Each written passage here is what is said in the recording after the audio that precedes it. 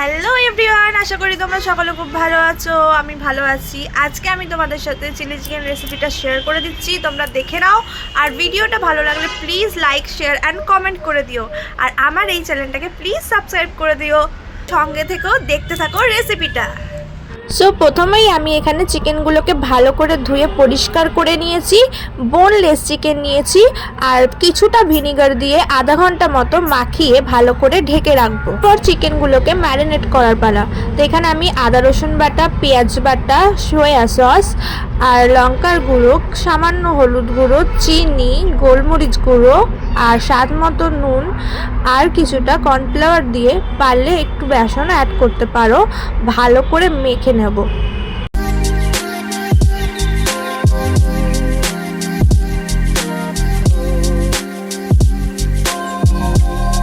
এরপর কড়াইতে সাদা তেল গরম করে পকোড়াগুলো ভেজে নেবো গোল্ডেন ব্রাউন কড়া করে ভাজবো না, তাহলে কিন্তু ভালো লাগবে না।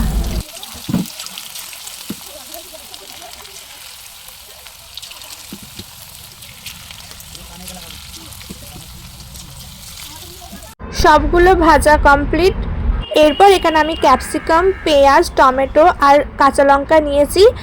ক্যাপসিকাম আর পেঁয়াজ কিউব শেপ করে কেটে নিয়েছি। তারপরে ওই তেলের মধ্যেই তেজপাতা ফোড়ন দিয়ে আদা রসুন পেস্টটা দিয়ে আর চেরা কাঁচা লঙ্কাগুলো দিয়ে হালকা করে ভেজে নেব। এরপরে পেঁয়াজ কুচানোগুলো অ্যাড করে দিলাম। পেঁয়াজগুলোকে হালকা নরম করে ভেজে নিয়ে ক্যাপসিকাম আর টমেটোগুলো দিয়ে আরও কিছুক্ষণ ভেজে নেব।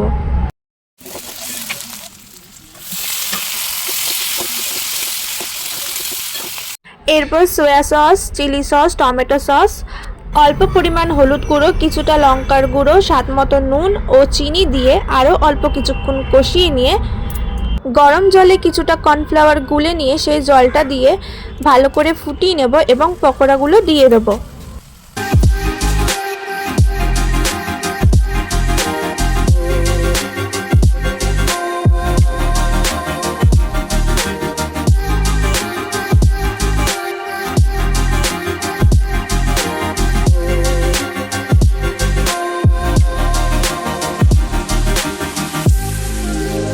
রেডি আমাদের টেস্টি হোমমেড চিলি চিকেন। আশা করছি ভিডিওটা ভালো লাগলো।